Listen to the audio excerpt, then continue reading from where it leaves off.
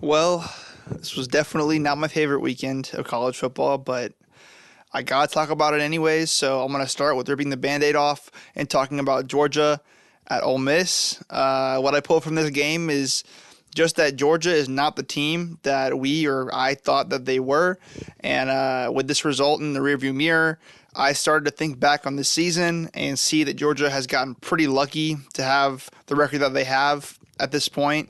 They beat a lot of teams that were already injured, and they just kind of got lucky, I think.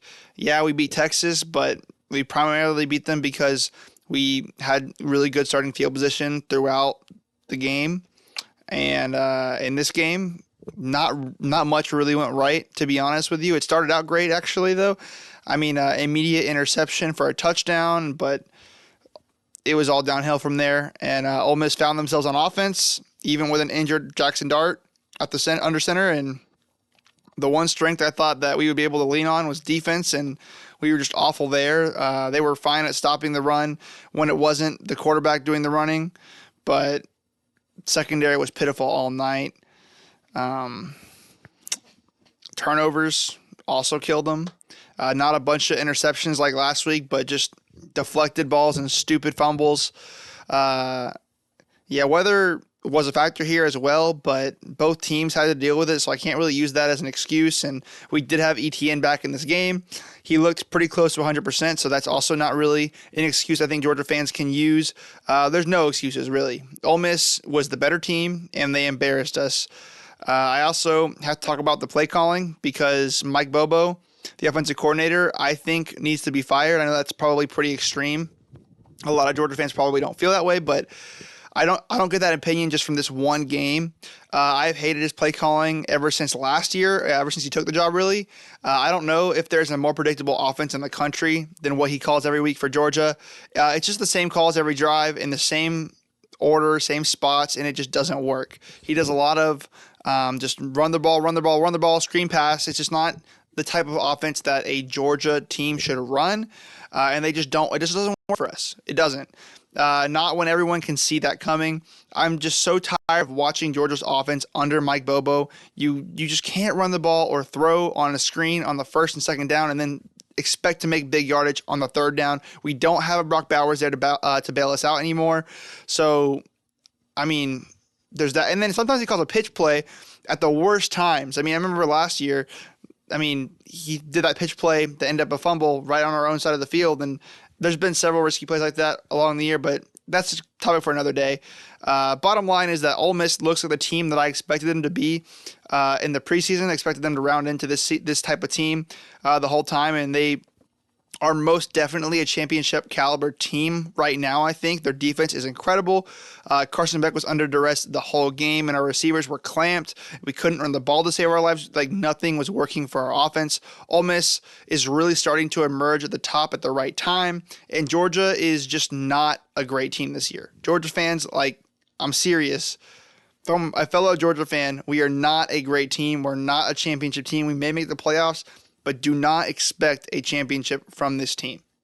We're not bad. I'm not saying we're bad, but do not expect this team to be in the national championship because I'm not even sure that we're going to make the playoffs. To be honest with you, next week, I think we could very easily lose to Tennessee. We have another losable game with Georgia Tech. They just beat Miami.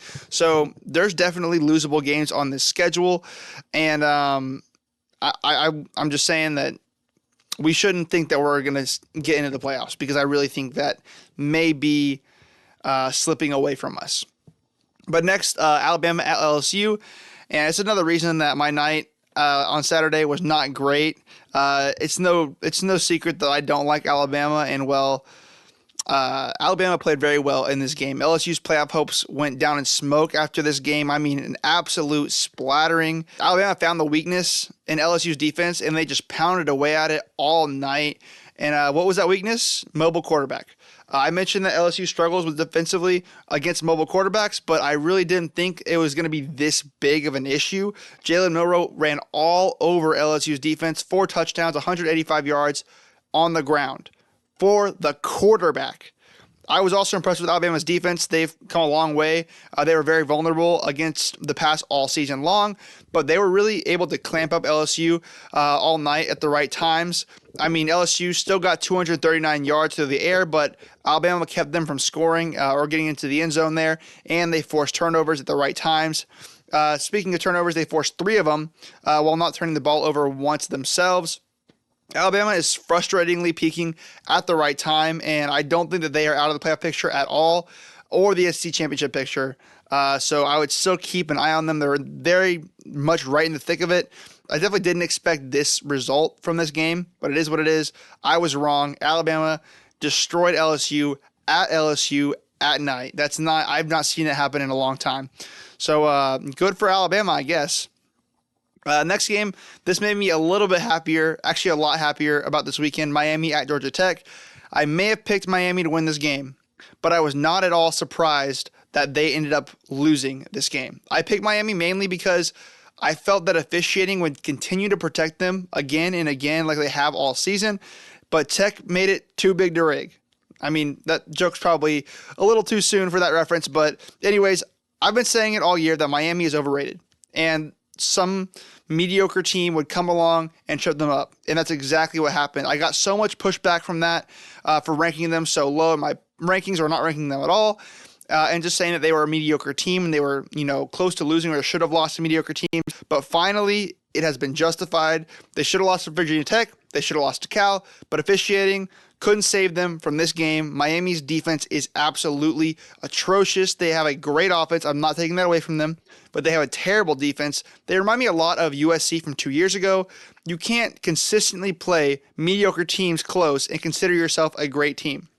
It just doesn't make sense. It didn't make sense all season. It was a facade that Georgia Tech was able to thankfully expose.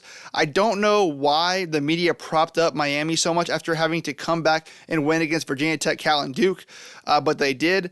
And actually I know exactly why, because they're a really big brand that makes them a lot of money. But 2 out of 3 of those wins were very controversial, like I mentioned several times on this channel.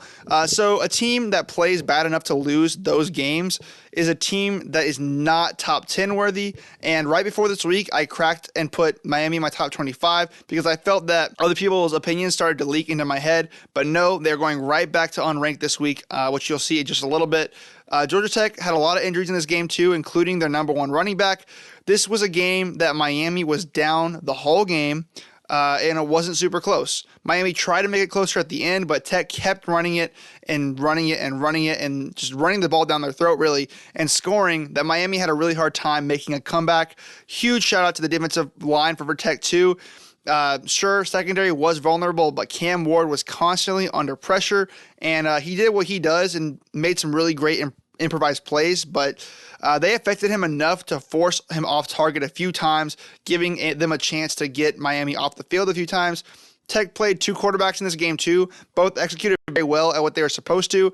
Backup quarterback made a huge throw in a critical moment, and King was running all over Miami, so that was also really, really good to see. And I'm just glad that this game justifies my rankings, because hopefully now that they have lost a close game, they won't get as much hype for no reason. And yeah, I'm not a huge Georgia Tech fan as a Georgia fan, but I really wanted anybody to be able to do this to Miami, because I was getting so tired of the hype. Moving on now to Clemson at Virginia Tech. Low scoring game in the first half. Virginia Tech even had the lead for a while there, but the second half, it was really all Clemson. It was a great bounce back win for them. Virginia Tech is not a slouch team either. They can definitely catch you off guard if you're not careful, but I got the result that I expected. Kyron Jones did play in this game, but he didn't look as good as he usually does. And I don't know how much of this is lingering injury or how much of it is just Clemson's defense shutting them down or shutting him down per se. The Clemson defense was able to force Virginia Tech to be one-dimensional, and that's really what got them the win here. The run game was not there for the Hokies, and turnovers didn't help either, 3 for Virginia Tech. Time of possession also heavily favored Clemson, and Clemson really just didn't put up video game numbers, but they did enough to win. Moving on now to Michigan at Indiana, and as predicted, Indiana won this game. Maybe not by double digits like the spread had suggested, but they won, and that's a pretty big deal, I think. first 10-win season in Indiana history, and I think that win may have sealed their spot in the playoffs because I don't really see them losing to Purdue. And even if they lose to Ohio State, I think they're still pretty set. But I'm not going to get ahead of ourselves. This game was hard fought, and I think that it's easy to sour a bit on Indiana after watching this game, even though they won, because of what Michigan is and how, we've built this perception around Michigan. But still, it's the first time all season that Indiana has been tested, and I think that it's really good that they got tested ahead of that Ohio State game. And Michigan may not be great this season, like I said, but they are not a pushover. They are a very physical team with a very strong defense, and they held Indiana to 40 yards on the ground. So I was really impressed, though, with this Indiana defense as well, because how it was able to hold Michigan's run to 70 yards on the ground. Michigan's a very run-heavy offense, and they were held to less than 70 yards. That's a pretty big deal, I think. Some may look at Indiana and see a team that's been overhyped because of quality of schedule, but when those people look at the games, it probably does justify that outcome or that belief. And I'm not saying that that's really incorrect, but I haven't really come to that conclusion quite yet. We've seen Ohio State play down to opponents like Nebraska and several other elite teams do the same thing. So I'm not really going to sour on Indiana just because they played a close game against a physical and pretty decent Michigan team. It's really hard for a team to throw their fastball every single week. Winning is hard, and it's even harder to do consistently. So I have to applaud them for the success that they've had this season, blowing out every single other opponent by 2 or more scores.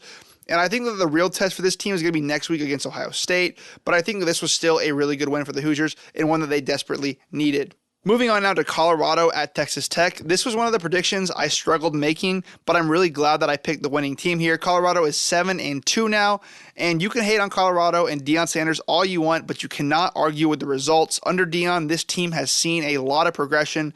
The year before Deion Sanders got there, Colorado had a 1-win season.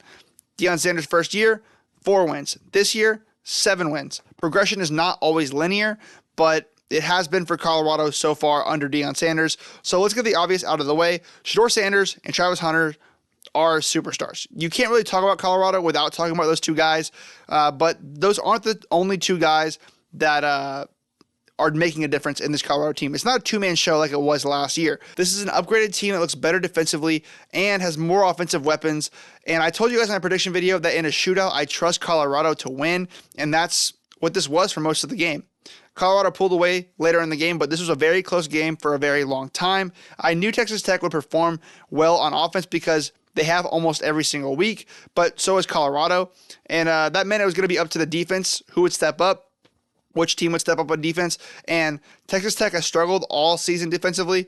And it was the same for Colorado last year. I would not have trusted that last year's team to be able to be the one to step up here, but this is a much improved unit for Colorado. They aren't the best, but they are a lot better, and I think they were definitely, obviously, good enough to step up in the big moments in this game. It was a huge win for Colorado. Anything can happen in the remaining schedule, though, but if they win out, they are in the conference championship game, and that is going to be huge for them if they can pull that off. So really exciting path forward if you're a Colorado fan.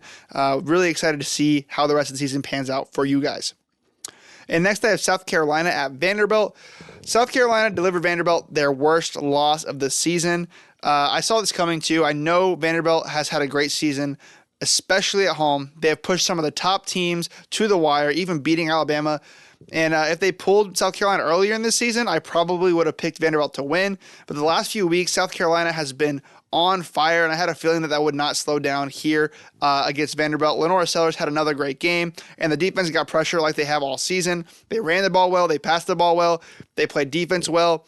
They did everything well in this game. This was a result that South Carolina fans should be really happy with. I would not want to see this version of South Carolina on my remaining schedule, no matter what team I am. As for Vanderbilt, this loss doesn't take away anything from the great season that you guys have had. South Carolina is just on one right now. But those are all the games that I may break down predictions for. So I do still want to get quickly to the games that I did make predictions for or made it on the socials. Just some other big results we got this weekend. One, BYU remains undefeated after beating their rival Utah in a very, very close game. It was really fun to watch. Arizona State played another close game and came out on top against UCF this week. Penn State made light work of Washington. Texas made light work of Florida, who was, banged up, but still they made light work of him. And Iowa State, who was undefeated 2 weeks ago, just picked their second loss of the season up. Second in a row, actually, throwing the Big 12 into absolute chaos. And same story with Pitt, who falls to Virginia, picking up their second loss in a row after being undefeated for the rest of the season. And FSU fired everyone after their embarrassing loss to Notre Dame. And that's pretty much all of those games. Now I'm going to get into my top 25 because there's been a lot of changes. I'm going to go ahead and throw that up now. And you guys can go ahead and see that Miami, Pitt, Iowa State, and LSU fell from my rankings. They were in last week, but they're not in this week. And, I'm going to point out that obviously Miami, I talked about them earlier. I was been very slow to put them into my top 25 because I knew that they weren't as high of a caliber team that everyone labeled them as. And then the moment I put them in my rankings, they prove exactly why I didn't have them in the rankings in the first place. LSU fell a lot because of their performance this past week and could not have been much worse, to be honest with you. That performance was so bad that it knocked them out of the top 25. The rest are pretty obvious. Iowa State got beat by a bad Kansas team. Pitt lost to a very mediocre Virginia team. And Army, Arizona State, Tulane, Kansas State, they enter my top 25, so you guys can see them there. Most of the teams didn't really do anything in particular to get into the top 25. They just were already outside of the rankings, right outside on the border there, and moved up when other teams fell. As for the order of things, you guys can tell that I did a lot of restructuring. If you look at last week's rankings, it's a lot different than this week's. Oregon is still number one. Georgia fell a few spots, obviously, because of their loss to Ole Miss, and that loss was really the basis for a lot of the restructuring in my top 10. My rankings are not always a progression from week to week, though, so don't necessarily look at it as teams rising and falling. My opinions on teams just change, and I think I rethink and restructure my rankings accordingly. I had Ohio State at 7 last week, and now they're at 2. Not because they beat Purdue, I expected that, but because I really reevaluated their team. I did the same for BYU and Notre Dame. BYU had some significant wins that I had previously brushed off, and Notre Dame, I think, proved to be better than the team that lost to NIU. Even if their schedule has not been the best since then, I still think I had them ranked a little too low. But yeah, that's my top 25, guys, and that's the video. I hope you guys enjoyed. Please like, comment, subscribe. Follow me on the socials at @A_rock321 on X and Threads. And yeah, peace.